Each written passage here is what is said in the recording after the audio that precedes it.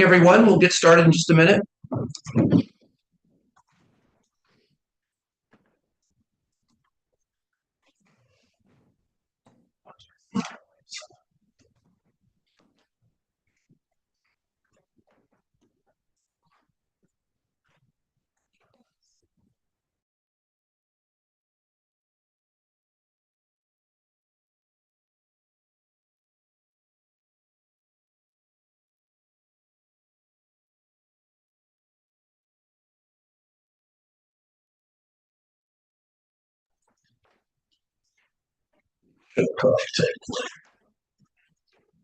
Good morning, everyone.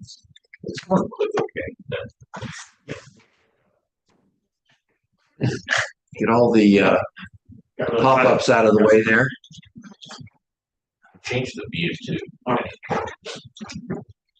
Good full screen. Yeah, well, I Go know. into view and do a gallery. There we go. Okay. Welcome, everyone. I'd like to call to order the Research and Collections Committee, and I'd like to start off with Ben calling the roll, please. Yeah, certainly. Dr. Art Evans. Here. Dr. Tom Benzing. Here.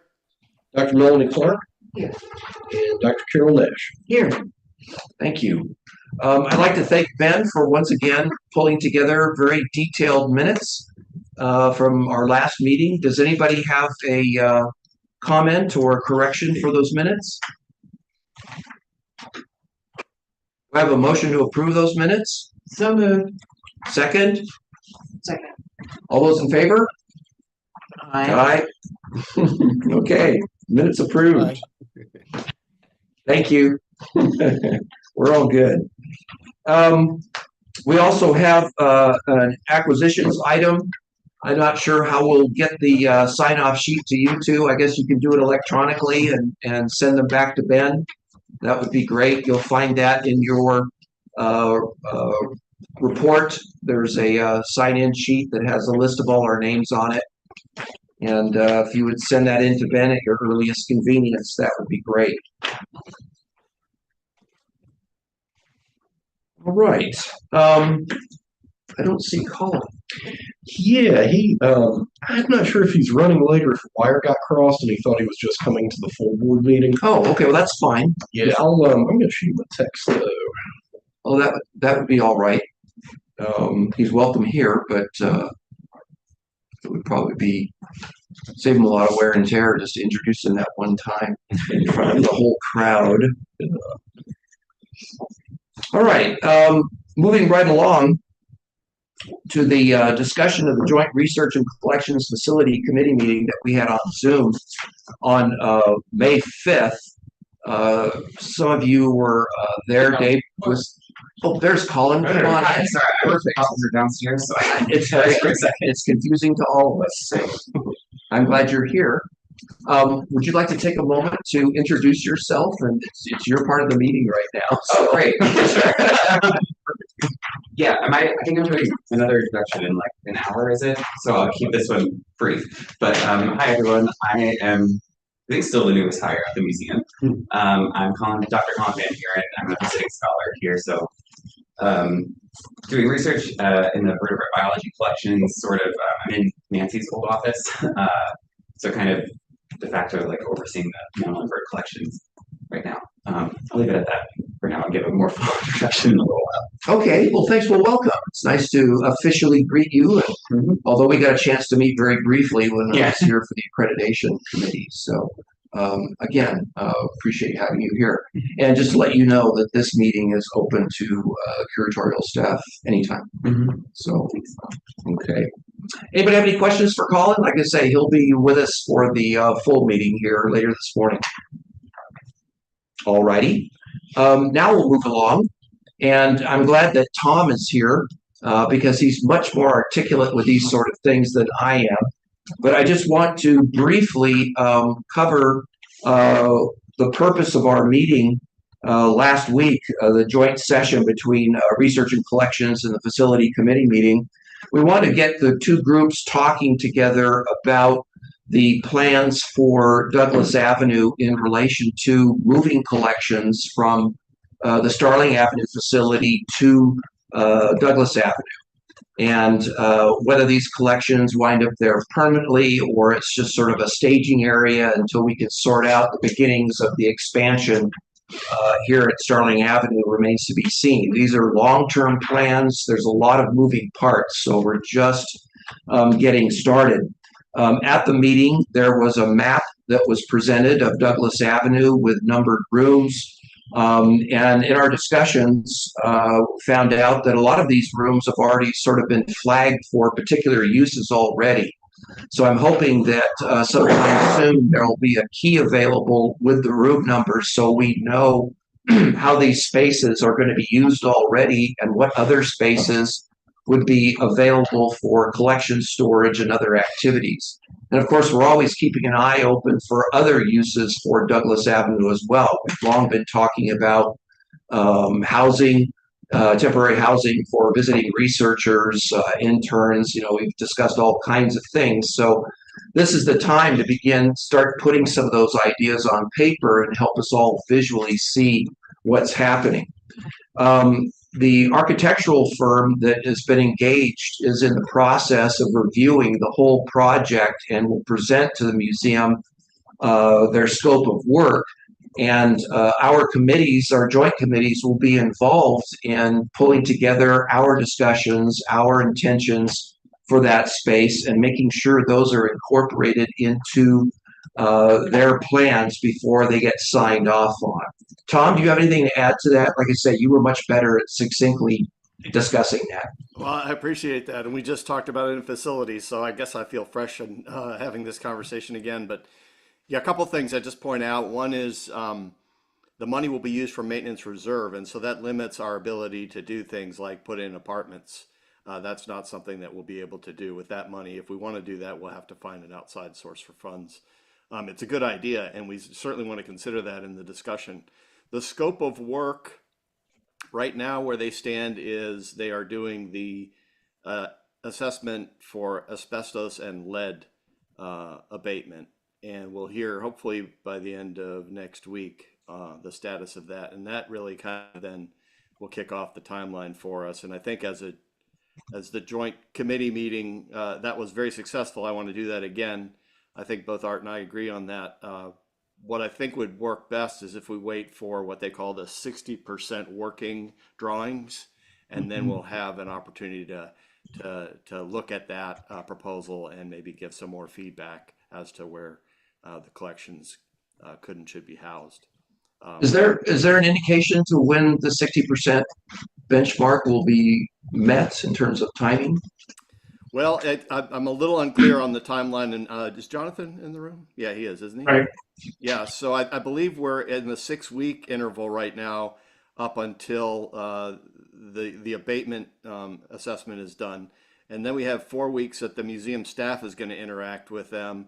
And then I think we arrive at the 60% working drawings. And so, you know, maybe we're 2 months away from having another joint meeting. Is that a fair assessment, Jonathan?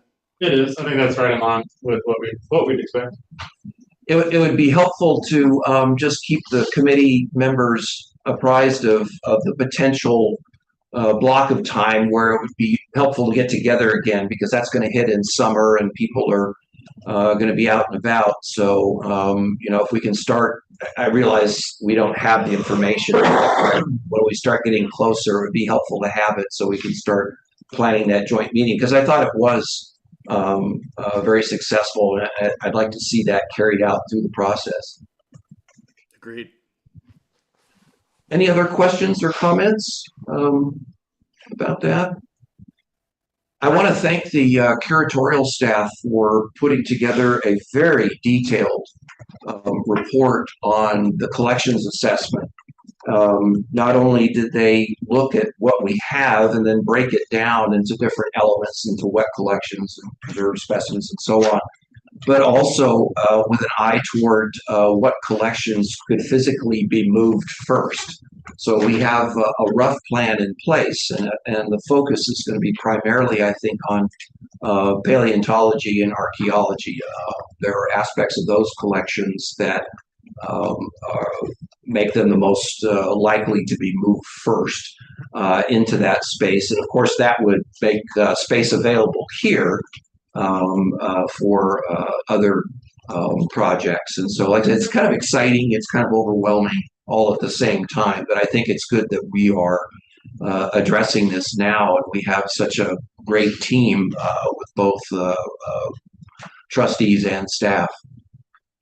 Any other comments on? I was just going to say that I really appreciated the dual meaning of the two committees. I found it to be very enlightening just in terms of some of the more logistical issues that are part of this, but also I think what I was really taken with is the fact that this has been so well thought out. It's really clear that the folks who have been working on this here have really put some effort into thinking about all the parts. And so that was a really reassuring piece of information to hear, and it was a very helpful meeting. Well, and I think too that it emphasizes once again the need for space, the need for serious discussions about expansion, whether that be part of the Martinsville footprint, but also other opportunities that are available to us. Douglas Avenue is the most immediate possibility because it's already in hand. Again, expanding into Douglas Avenue can be a short-term possibility, which is how I see it for many things, but it could evolve into more of a long-term option for some of the collections. But we still have a lot of work ahead of us, and like I say, it's gonna be a few years, but it's great that we're talking about it now and that we're putting a picture together and we're all on the same page when we start going out and looking for funding beyond the state reserve funds. Anything else that anyone would like to bring up? Okay.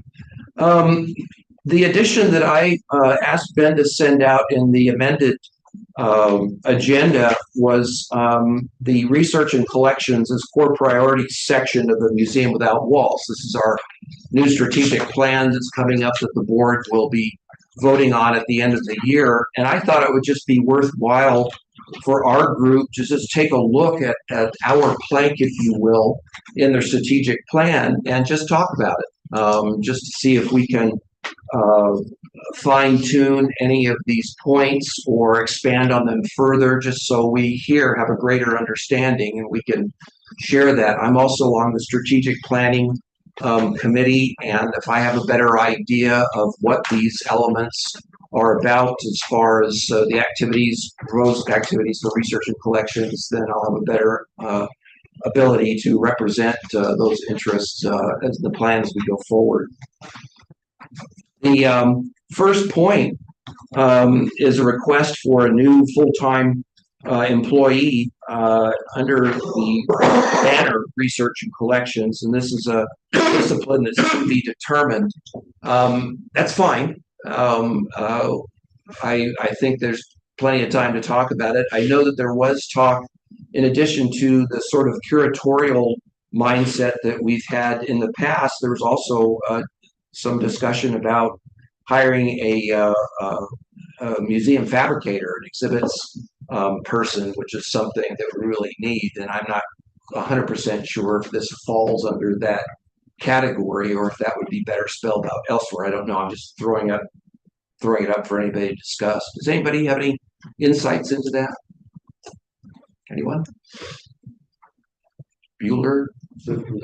Well, I'll just say that you are right. There are going to be competing priorities. The last marching orders I got was that the board really wanted to see research and collections expand, which we have done. Presented in the past, I don't remember the numbers offhand, but what we had 10 years ago compared to what we have today, I think we're approaching doubling the staff and therefore our capacity. However, you are right. I'm not trying to skip ahead, but if you let me see, if you skip down to the second bolded area of the strategic plan where we talk about cross-departmental work with RNC education and exhibits and storytelling, a fabricator would almost be a hybrid kind of between education, exhibits, and research and collections. So I think building in some agility maybe instead of specifically asking for a new FTE, but for RNC, but requesting for an FTE that augments and supports the research and collections efforts, which also include exhibits and education, as well as research, might be a way to phrase this when we develop our strategic plan document at the end of the year. Okay.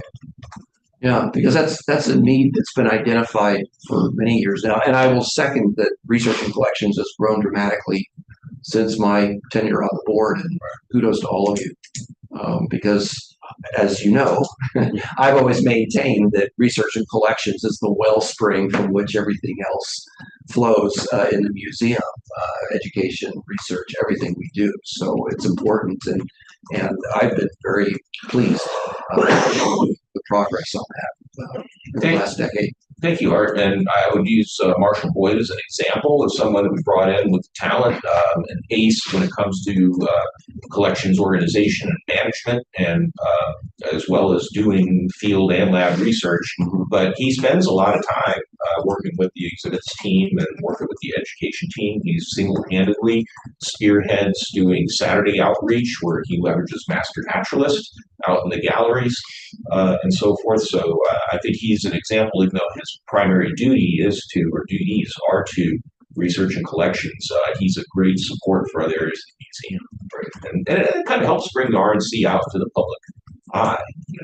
Well, I was really impressed with his presentation at our joint committee meeting. I mean, he knew Douglas Avenue, and I was pleased to hear that there's already been discussions about how particular spaces are being used. That was something that I was unaware of, and I'd really like to follow with that, just so I can be more familiar. I have no designs on any of it myself. I just want to support what you all want to do, and let's get it done the way it needs to be completed.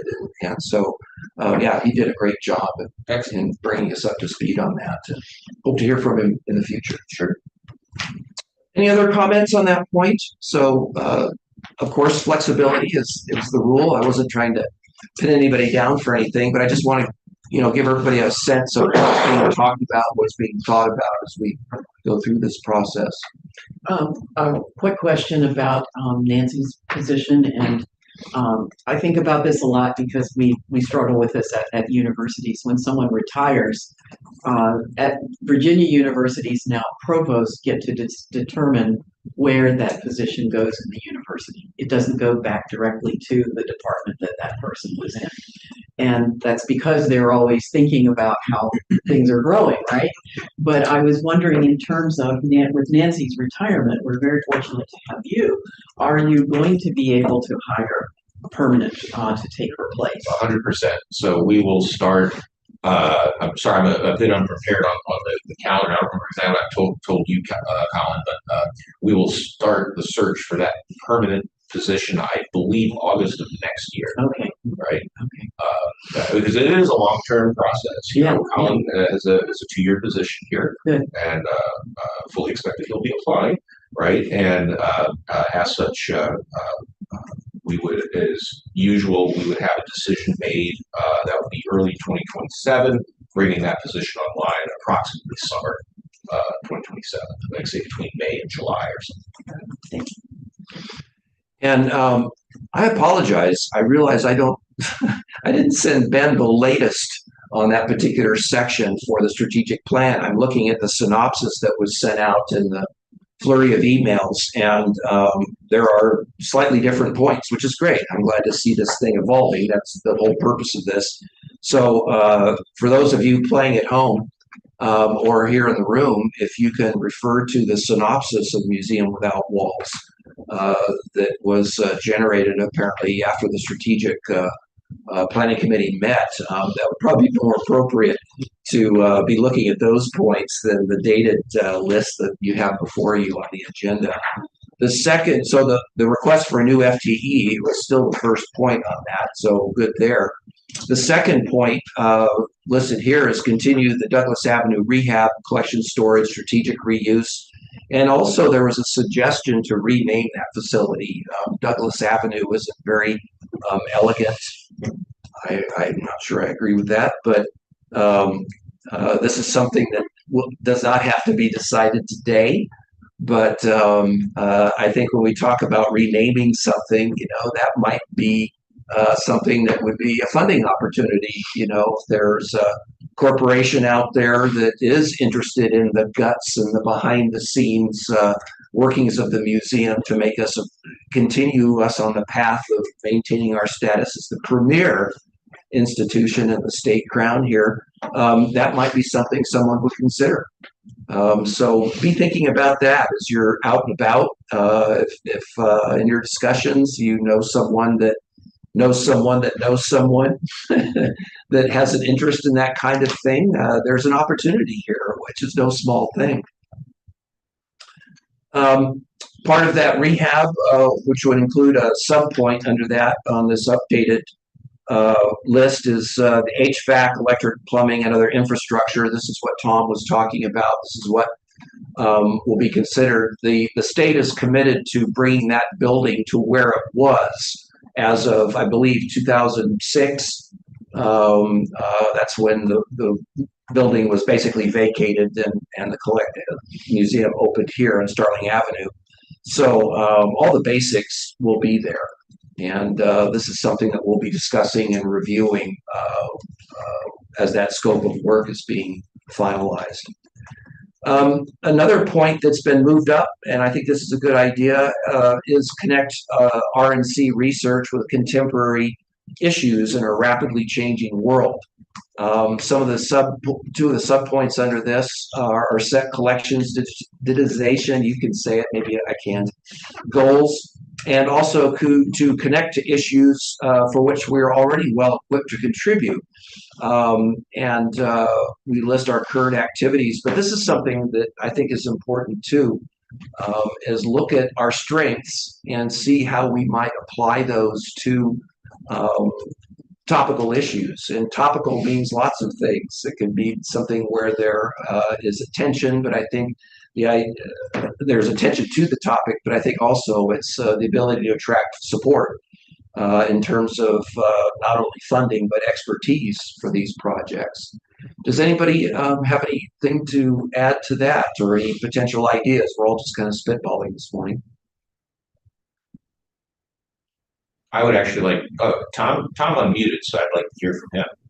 Well, I just wanted to come back to the renaming thing. I think that's an interesting idea, and maybe it could be rolled into the upgrades that we were talking about doing that we could do outside of the maintenance reserve funds that we have available, things like apartments and so forth. So if there were a benefactor who was interested in naming the facility, maybe we could price that based upon what we want to do. Okay. Inside there, above and beyond. Okay, so Art, if we can jump back to connect issues real quick to contribute to.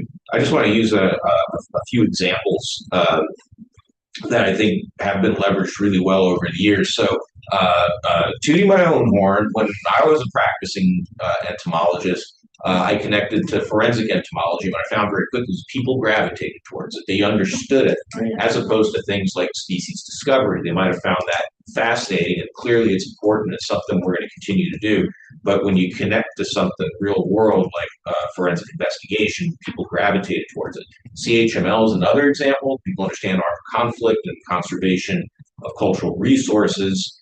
And I'll even go so far as to say the past success we had with connecting to popular media, that is the Dragon Festival that we used to throw, the deep popularity that there's there, as well as generating new audiences. So I think this is an opportunity for us to think creatively and how we can take the work that Adam and Jackson and Cal and the rest of the team does in terms of things like species discovery, understanding how past ecosystems function, how climate change has continuously impacted the Earth over millennia, longer than that, pick your word, over Earth's history, and in a way that's different than what we're seeing today. I think we can do that, but I think it's also a chance to be creative, right? I don't have specific requests or anything, but I think we should put these in a document or something, even if they sound crazy, and see what actually works. Well, that's something that I think we would appreciate input from each of the curators, just to come up with sort of a line or two of how they see what might be a big picture thing that they could be looking at. And I'm not asking to reinvent the wheel. There are things that they're already doing that would probably fit very nicely. One of the things when I'm talking to people about species discovery, usually the focus is, and as a systematist, I agree with this, that the focus is on new species, that is, species previously unknown to science. But I also think discovering just what species are here altogether, whether they're known to science or not, is important. If you are trying to assess the natural wealth of the Commonwealth of Virginia, first thing you need to do is come up with a list of assets. And those species and where they are is an accounting of the assets that the Commonwealth has. And that's always the starting point in where we decide to go from there. What things can be exploited for monetary gain or commercial use, what things need to be protected, what things are important part of a system that help protect our air and water quality. I mean, this is the very basic thing. And that's why I think this is a no-brainer. I think most people don't understand this, and that's why they think, oh, that's fun, let's move on. But we all depend on this, and this is the most basic of information. These are the building blocks that make Virginia what it is and will help determine what this state's priorities are going forward in terms of managing its natural resources. So we are at the forefront of that, and we need to take advantage of our position in that realm. I have two thoughts about this. First of all, I think this is a really important discussion to have with education staff. When I think about relevance and contemporary issues, a lot of times as scientists, we are not the best at communicating what we do, and we try. But this is where the education staff is so important to this work. And so, if they were part of this discussion and you just ask Christy, what are the kinds of questions that you get from kids? What are the sorts of things they seem to be most confused about? What are the things that they are really inspired by? And you sort of use that as a touchstone to develop some of the programming that draws in the collections work with the relevance. In other words, we wouldn't necessarily decide what's relevant. We would listen to the public and find out what's relevant from them and build the connections that way. The other thing I will say is I think there are so many modalities now, so many opportunities for presenting this kind of information. I'm thinking, for example, the Department of, I still want to call it Department of Mines, Minerals, and Energy, but Department of Energy. They've got folks over there in Charlottesville who are specialists in debris flows. They're specialists in landslides and things of that sort.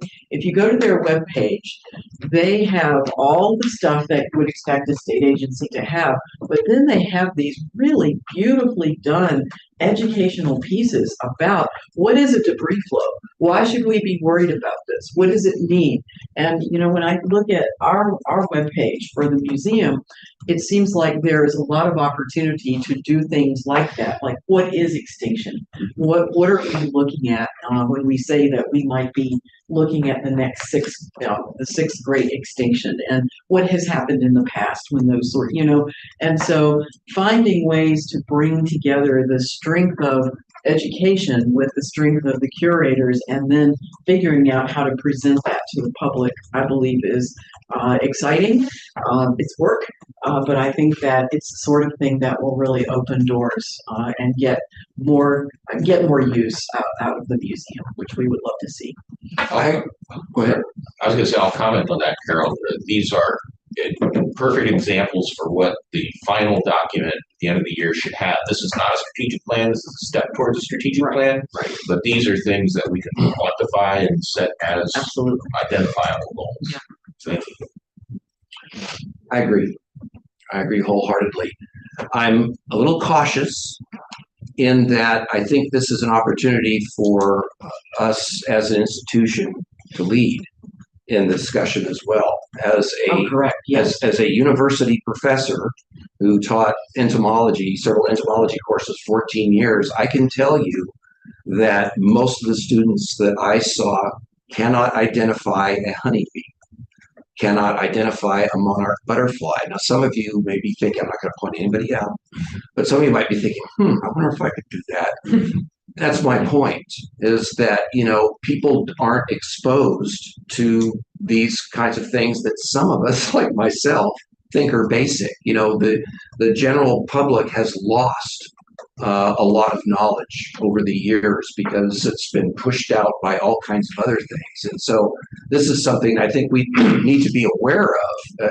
I think we should always have input from the public and look to education to help us articulate what our mission is to the public. I think that's an important interface interaction. But it's important. It's sobering sometimes to know where the public is, and it's not their sure. and it's not their fault. Yeah, well, it's not an either or. Yeah, no, I think there's room for all of this. Yeah, but I just want to make sure that public voice is heard. Yes. Yeah. I absolutely. And that's where Christie's team is critical, because science in schools is a textbook. And so that's and history as well. So the significance of the museum here is that bridge. And I do appreciate the fact that research is embedded throughout this plan, and not just research and collections and here's your 5 bullet points, because it very much is all intertwined. If I can say something. Please. So this is actually something that I think about a lot, and part of the reason I got back into research was prior to my past postdoc, I was at the Agency for International Development working on international climate and food systems development with a focus on youth inclusion.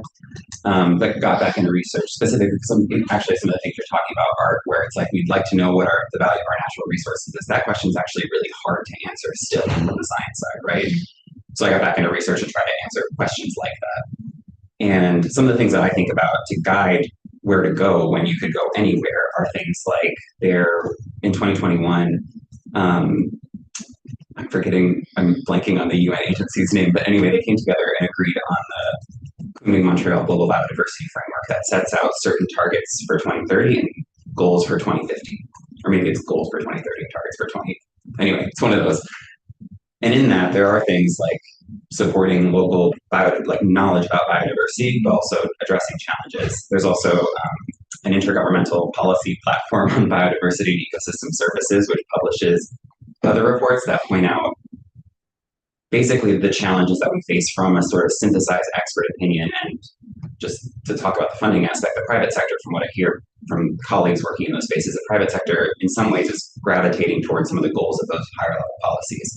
So as much as it's important also to think about what's going on locally to build that knowledge here and to do more in Virginia and also in and around the Martinsville area, we can also probably get cues from higher level global strategies like that to guide our thinking and see what of those aspects would be relevant to the work that we want to do here. That's something that I'm doing in my research right now, but could be something that we consider as part of That's a great idea. Could you send that information, a link or a PDF or something, to Ben? You're writing the next And then yeah, I can share that information with the committee members, because at the very least, that could be part of the background. And at the very most, it could help us organize the framework from how we want to proceed. Yeah. But I like that idea. I like something that a lot of the work has been done, identified, and it's not clear. I mean, there's still a lot of gaps that have to be filled in, but there's no point in us reinventing the wheel if we have a good working framework, and if it would work for us. We don't have to follow it, but yeah, please make that available to us, and that could be a discussion point down the road. I would like to point out that would make this strategic plan contiguous with the ending strategic plan, the current one, because we started our kind of research centers, just in a way to repackage what we're doing, right? In a way that we can contribute to areas that we don't think we're contributing to, but we probably are. So molecular, STEM, CHML, and the microscopy lab all have applications to what we're talking about here. So I think that's best practices, having contiguous strategic plans. I think, didn't that sort of stall, at least temporarily, because the curatorial positions were in flux? There was, Well, I mean, it might have been a slowdown no, because I'm not saying that it should be abandoned, but I'm just saying that there was talk that, people wanted to wait until positions were filled, and then those people would have the opportunity to, put their stamp. sure. I mean, if we have to sunset a center because of the talent pool, because we're going to create something else, I think that's fine. We don't have to be beholden to those. But I think they were a good start to kind of package with broad umbrellas the way we do our work, and that's exactly what we're going to do now when we talk about, instead of just talking about species discovery, we can talk about a rapidly changing world the same way with the centers. Instead of I am discovering new ants, right? Well, no, it's bigger than that when we look at the research and collections area as a whole. So I just think it's good best practices. I think that's inspires me to want to do a good job in articulating this next strategic plan. So maybe this is something that we should have on the agenda for the next time we meet is revisiting centers of excellence and in the light of our current talent pool. And we may not have much dusting off to do. It might be sure. Okay. And for heaven's sakes, invasive species. How many times a day do you hear people talking about invasive species? All the time. Mm-hmm. Yes. When you're thinking about a topic of relevance, Mm-hmm. this is one of those issues. So it's not just simply the question of scientific interest and education, but rather there are really powerful economic issues here as well. Very powerful economic issues. And actually, to that point, this is a discussion I think maybe for you all, but within that, some of the solutions to some of the challenges we have with biodiversity are not necessarily positioned wholly in science, right? One of the problems with invasive species management is resources, because it's difficult to fund, and that's a social problem or an economic problem. Yeah. And so, one thing that I think about is what is the interest in sort of incorporating some of those sort of what we think of as traditional natural and physical sciences components into the research that the museum supports, given its importance for actual relevance to translating some of the science components into actual implementation, into actual solutions into the world. Hope to see you more at these meetings. I'm not joking. This is what people get.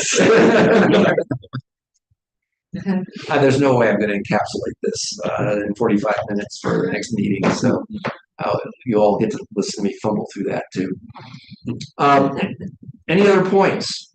These are great, and Ben, I'm counting on you to get the high points in there, and I will endeavor to look at them sooner than later, and we can work together on coming up with the agenda and maybe an interim meeting or at least an email just to kind of get people thinking and primed for following discussions. And because this is a in-person meeting, right? We can do a Zoom following this one. So before, if you choose, since you mentioned an interim meeting before the August board meeting, if you want to do a fully Zoom meeting to discuss these topics, that certainly falls within bounds.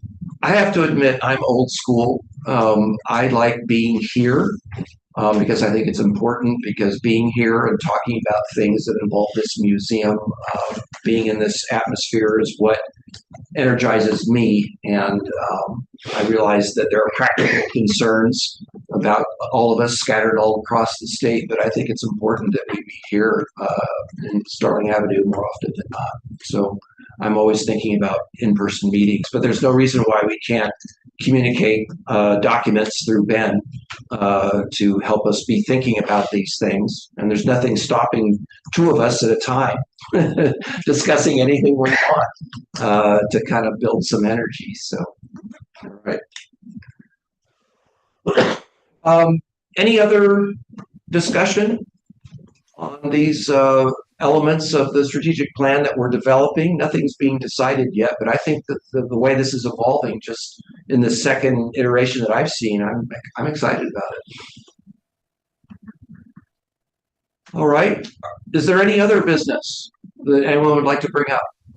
Can I just bring up an opportunity? I understand that we're going to be hanging the Peliguanas in the educational pavilion, and I think it would be nice to accompany that with some background on the research that's been done.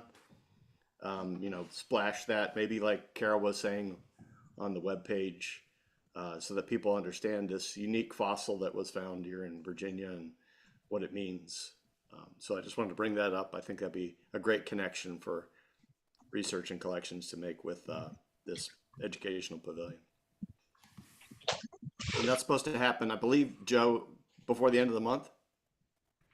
I think as long as it's not going to interfere with the construction, runs the last week of May that we're targeting. It's going to be May 25th or 29th, so specific day to be decided, but we're gonna put it up no matter what.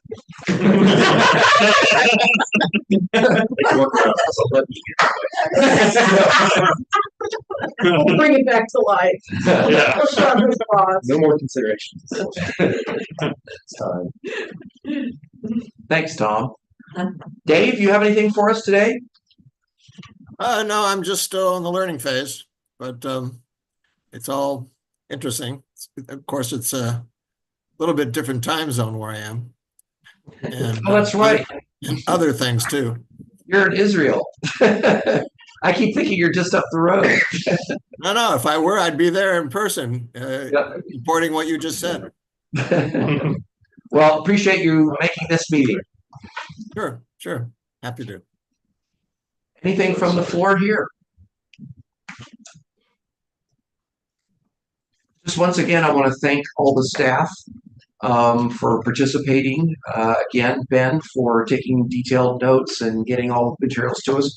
Colin, you're very welcome. At the risk of sounding like a broken something, please come in anytime. And I'd like to hear more from you. And I'd like to see these documents from the UN that might help us frame what we've been talking about today. Any others? I know I like to keep things moving. I like to be productive, but at no time am I interested. I hate that. But at no time do I want to discourage anybody from speaking up. Joe? Yeah. Well, I had been at the executive committee and at the foundation board talking about a curator update, but maybe you would want to. No. Okay. Go ahead. All right. Well, obviously we're introducing Colin, but of course we're starting the search for the new assistant curator of herpetology that will be posted in August. And then, of course, Dr. Adam Pritchard was promoted from assistant to associate curator. So I think these are valuable to bring up in a public meeting instead of embedding them in my director's report. Thanks. Yeah, just to refresh everyone's memory, the promotion process for curators is very academic. They submit a promotion package. They also suggest one reviewer for that package, and then a second reviewer is chosen that is anonymous, and both of his reviews came back glowing. Great. So we're very proud. I'm sorry, I've drawn a blank now. Assistant, associate. Assistant to associate. Associate, right. Thank you. That certainly qualifies as important to our business. Anyone else? I'm sure the acquisition sheet went around the room, so I was just looking at it myself on the electronic copy, and I'll follow up with Ben to get it signed. But I did notice 10,800 recent invertebrates were donated in one collection. It sounds significant, at least in number. Yeah, I don't know anything about that collection, and Zach, Cal isn't around, so I hope to find out about it next time I cross his path. Yep. But that's the nature of the beast. Things come in dribs and drabs or all at once. We've also accessioned collections of over 20,000 specimens at a time too. So yeah. Okay. Anything else? Joe, is there something else you wanted to? No, I just thought maybe I would recognize. I didn't recognize her name or. Yeah. Deborah Blanchard. No. Offhand, I can't remember. I'm wondering if it's a. That's Eric Smith. Oh, Yes, of course. Eric Smith's auction. Yeah. Yeah. Perfect. Yeah. But it doesn't arrive until later this year? No, a lot of it already arrived, I think. No, it's here. 12/16/25 date. Yeah, Art and I and Cal and others were involved in that. It should say 24. Because, That's an error. Okay. yes, Dave and I and Cal were part of the team that picked it up in December at his home. And Cal brought it here. Okay, shoot, the last name threw me off. I forgot. That's his wife's maiden name. Yes, got it. Okay. Anything else? Going once, going twice. Thank you all for participating. I'll adjourn the meeting. Take care. Thank you, Art.